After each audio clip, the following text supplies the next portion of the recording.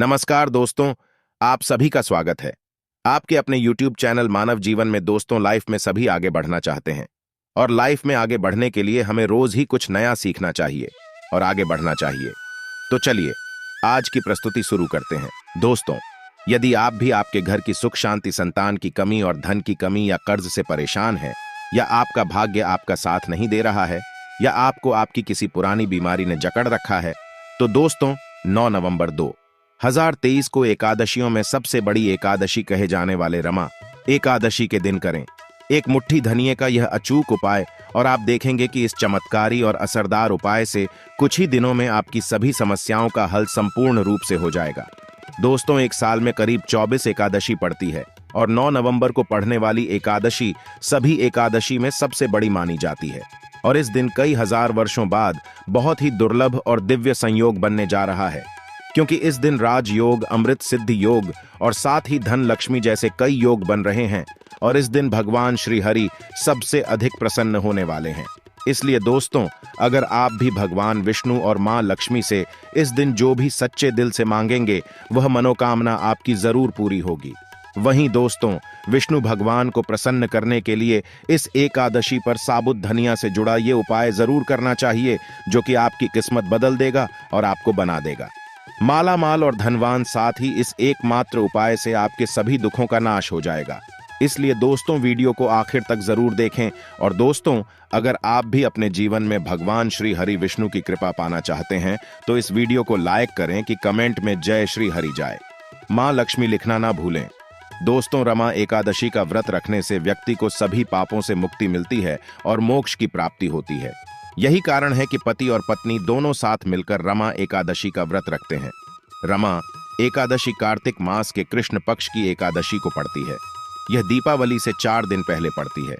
दोस्तों, कार्तिक मास में कृष्ण पक्ष की रमा एकादशी तिथि की शुरुआत 8 नवंबर की सुबह 8:23 से हो रही है और अगले दिन 9 नवंबर को सुबह 10:41 पर इसका समापन होगा। उदया तिथि के अनुसार 9 नवंबर को रमा एकादशी का व्रत रखा जाएगा। दोस्तों, माता लक्ष्मी को रमा नाम से भी जानते हैं, इसलिए इसे रमा एकादशी कहा जाता है। कार्तिक मास के कृष्ण पक्ष की एकादशी को भगवान विष्णु के साथ माता लक्ष्मी की पूजा करने का विधान है। इस दिन व्रत रखने से सुख, समृद्धि, धन संपदा की प्राप्ति होती है। रमा एकादशी को पुण्य कर्म के लिए सबसे अच्छा आना जाता है। इसे भगवान विष्णु के सबसे प्रिय एकादशी में से एक माना जाता है। जो व्यक्ति सच्चे मन से रमा एकादशी का व्रत रखता है उसे बैकुंठ की प्राप्ति होती है। धार्मिक मान्यता है कि हर तरह के पापों और समस्याओं से छुटकारा मिल जाता है। दोस्तों, रमा एकादशी का व्रत रखकर भगवान विष्णु के पद्मनाभ स्वरूप की पूजा करनी चाहिए। इस दिन आप अपनी क्षमता के अनुसार दान करके पुण्य फल प्राप्त कर सकते हैं। रमा एकादशी पर अन्न, जल, तेल, गाय, भूमि, सोना आदि का दान करना चाहिए। रमा एकादशी व्रत के दौरान निर्जला या सिर्फ पानी पीकर ही व्रत रखना चाहिए। अगर आप बीमार, उम्र या गर्भवती महिला है तो इस व्रत के दौरान फलाहार भी कर सकते हैं। इस दिन भगवान विष्णु के मंत्रों का जाप करना चाहिए। दशमी तिथि से ही ब्रह्मचर्य का पालन करना चाहिए। जमीन पर चटाई बिछाकर सोना चाहिए। इसके अलावा एकादशी के दिन तामसिक आहार जैसे प्याज, लहसुन, मांस, मदिरा, बासी भोजन आदि बिल्कुल ना खाएं। पूरी तरह से सात्विक भोजन करना चाहिए। रमा एकादशी के दिन चावल नहीं खाने चाहिए। धर्मशास्त्रों में कहा गया है कि यह देवताओं का भोजन माना गया है। ऐसे में इस दिन चावल खाने से व्यक्ति के सहारे पुण्य नष्ट हो जाते हैं। रमा एकादशी के दिन किसी दूसरे के घर का भोजन नहीं खाना चाहिए। यहाँ तक कि दूसरे के घर का पानी भी नहीं पीना चाहिए। एकादशी के दिन भगवान नारायण को पान अर्पित किया जाता है। ऐसे में व्यक्ति को पान नहीं खाना चाहिए।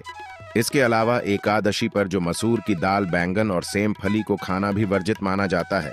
रमा एकादशी के दिन बाल, दाढ़ी, नाखून आदि काटने से बचना चाहिए। दशमी के दिन ही सूर्यास्त के पहले घर में झाड़ू लगा लें।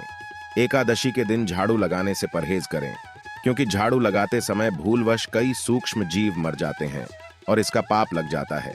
एकादशी के व्रत का संबंध 3 दिनों की दिनचर्या से है। उपवास के दिन से एक दिन पहले दोपहर में भोजन लेने के उपरांत शाम का भोजन ग्रहण नहीं किया जाता, ताकि सुनिश्चित हो सके कि अगले दिन पेट में कोई अवशिष्ट भोजन न बचा रहे। एकादशी के दिन उपवास के नियमों का कड़ाई से पालन करना होता है और अगले दिन सूर्योदय के बाद ही उपवास समापन करना हो आता है। एकादशी तिथि पर तुलसी के पत्ते भी मत छोड़िए, एक दिन पहले ही तोड़कर रख लें। इस दिन तुलसी के पत्ते खाने भी नहीं चाहिए। भगवान श्री हरि के मंत्रों का जितना ज्यादा हो उतना जाप करें, भाग्य को बल मिलेगा। और भगवान श्री हरि को इस दिन पान, सुपार, लौंग, नारियल, पीले रंग की मिठाई आदि अवश्य अर्पित करें, वह प्रसन्न हो जाएंगे। इस दिन भगवान विष्णु को केसर मिश्रित दूध से अभिषेक करें, इससे आपकी सभी मनोकामनाएं पूर्ण होती हैं, धन में वृद्धि होती है। एकादशी के दिन भगवान विष्णु को सफेद मिठाई या खीर का भोग लगाएं, उसमें तुलसी के पत्ते अवश्य डाल दें, इससे आपकी पूजा संपूर्ण होती है। भगवान को नारियल और बादाम विशेष तौर पर प्रिय है, इसलिए अगर आप भगवान को एक पानी वाला नारियल और थोड़े से बादाम अर्पित कर दें तो आपकी जो भी मनोकामना है वह पूर्ण हो जाती है, आपके अधूरे कार्य पूरे हो जाते हैं। लेकिन सबसे पहले इस दिन सुबह जल्दी उठकर अर्घ्य आदि के बाद घर के मुख्य द्वार पर आम या अशोक के पत्तों का बंधनवार लगाइए। फिर पूजा स्थान की साफ सफाई करें, फिर भगवान श्री हरि की पूजा करें। दोस्तों, पीपल के पेड़ पर भगवान श्री हरि विष्णु और मां लक्ष्मी का वास माना जाता है, तो इस दिन एक लोटे जल में थोड़ी सी शक्कर डालकर पीपल की जड़ में अर्पित कर दें। इससे भगवान श्री हरि और महालक्ष्मी दोनों का आशीर्वाद मिलेगा और संकट बाधाओं से मुक्ति मिलेगी। धन धान्य की घर में कमी नहीं होगी। अगर आप पितृ दोष से पीड़ित हैं, जैसे कि घर की बरकत रुक गई है, घर में क्लेश कला होते हैं, उदासी छाई रहती है, संतान सुख नहीं मिलता, नौकरी रोजगार में परेशानियां आती हैं, तो हो सकता है आपके मित्र आपसे रुष्ट है। ऐसे में पीपल के वृक्ष में एक लोटा जल में एक चुटकी काली तिल, 2-4 बूंद दूध और थोड़ी सी मिश्री डालकर अर्पित कर दें। पीपल के नीचे सरसों के तेल का दीपक अवश्य जलाएं। आप चाहे तो तिल के तेल का दीपक जला सकते हैं, इससे पितृदेव प्रसन्न हो जाते हैं और जीवन की तमाम परेशानियों से आपको मुक्ति दिलाते हैं। तो इस दिन पीपल में जल चढ़ाने से इस शुभ दिन पर आप भगवान विष्णु और मां लक्ष्मी के साथ ही पितृदेवों की भी कृपा पा सकते हैं। इस दिन घर के पूजा स्थान पर घी का दीपक अवश्य जलाएं।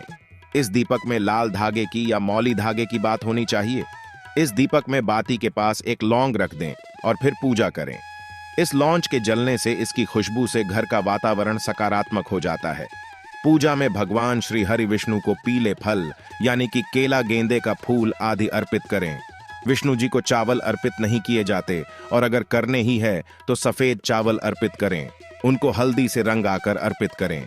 भगवान श्री हरि के माथे पर तुलसी की मंजरी या तुलसी के 2 पत्ते जरूर अर्पित करें, इससे विष्णु जी बहुत प्रसन्न हो जाते हैं। आपकी हर मनोकामना भगवान श्री हरि पूर्ण करते हैं। इस दिन जब आप तुलसी में जल अर्पित करेंगे तो लौटे के जल में 1-2 बूंद दूध, 1 चुटकी हल्दी और थोड़ी सी शक्कर डालकर तुलसी में अर्पित कर दें। फिर वही आसन अस्त होकर ओम नमो भगवते वासुदेवाय का यथाशक्ति जाप करें। इस तरह से आप तुलसी की पूजा करके भगवान श्री हरि को मना सकते हैं। और जब आप विष्णु जी की पूजा करेंगे तब एक सिक्का जरूर अर्पित कर दें।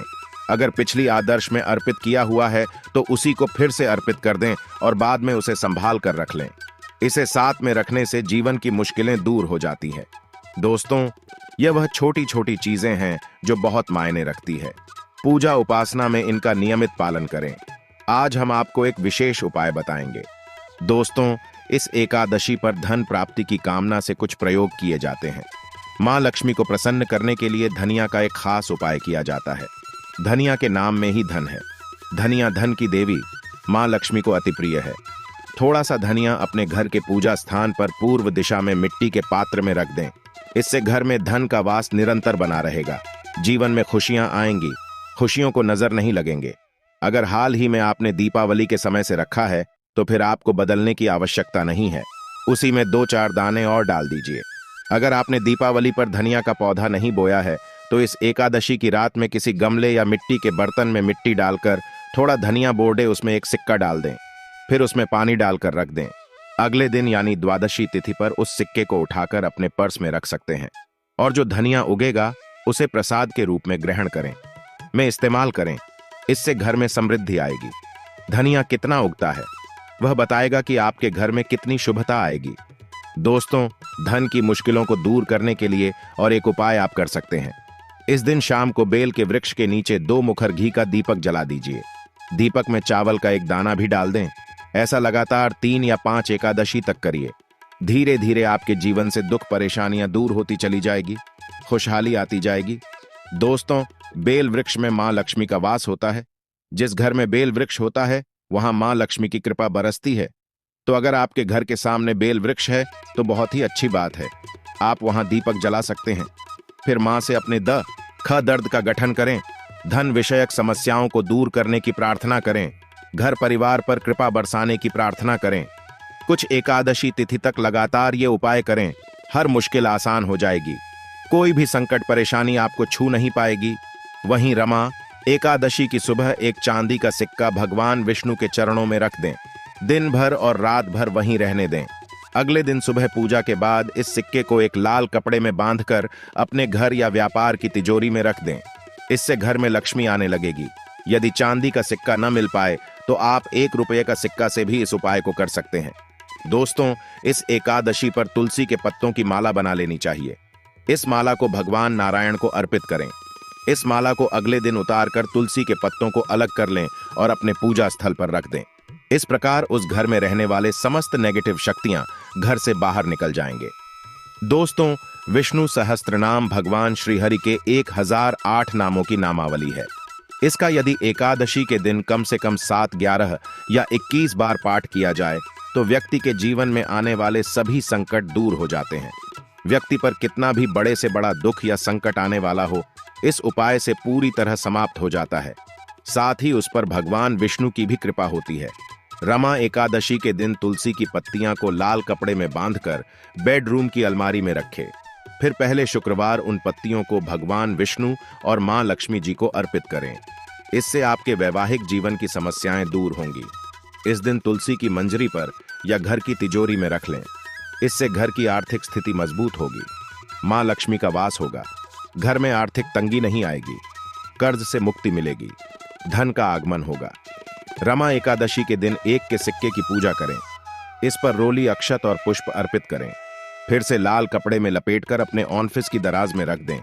ऐसा करने से आपकी नौकरी में आ रही परेशानियां मिट जाएंगे और प्रमोशन की संभावना बढ़ जाएगी। तो दोस्तों, आइए अब आपको सुनाते हैं रमा एकादशी से जुड़ी पौराणिक कथा, जिसको सुनने मात्र से आपकी सभी मनोकामनाएं पूर्ण हो जाएगी। पौराणिक काल में मुचुकुंद नाम का राजा राज्य करता था। वह बड़ा सत्यवादी तथा विष्णु भक्त था। उसका राज्य बिल्कुल निष्कंटक था। उसकी चंद्रभागा नाम की एक कन्या थी, जिसका विवाह उसने राजा का पुत्र सोहन से कर दिया।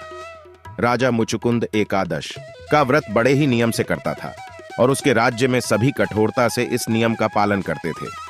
एक बार कार्तिक माह में राजकुमार शोभन अपनी ससुराल आया हुआ था। उस दौरान रमा एकादशी का व्रत आने वाला था।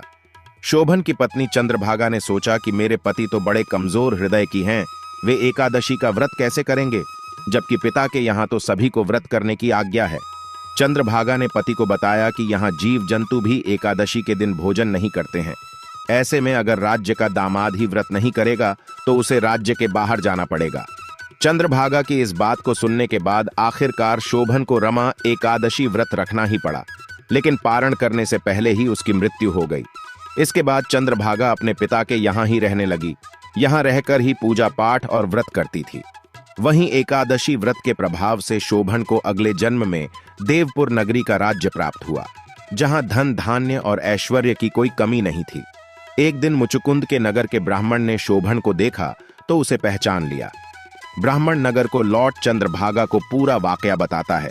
चंद्रभागा ने बताया कि वह पिछले 8 साल से एकादशी व्रत कर रही है। इसके प्रभाव से पति शोभन को पुण्य फल की प्राप्ति होगी। चंद्रभागा शोभन के पास जाती है और उसे एकादशी व्रत का समस्त पुण्य सौंप देती है। इसके बाद मां लक्ष्मी की कृपा से देवपुर में सुख, सौभाग्य और समृद्धि में वृद्धि होती है और चंद्रभागा शोभन साथ रहने लगते हैं। तो दोस्तों, यह थी रमा एकादशी से जुड़ी सभी महत्वपूर्ण जानकारियां और उपाय, जिनको आपको इस बार जरूर करना चाहिए। आज के लिए बस इतना ही इस वीडियो में दी गई जानकारी।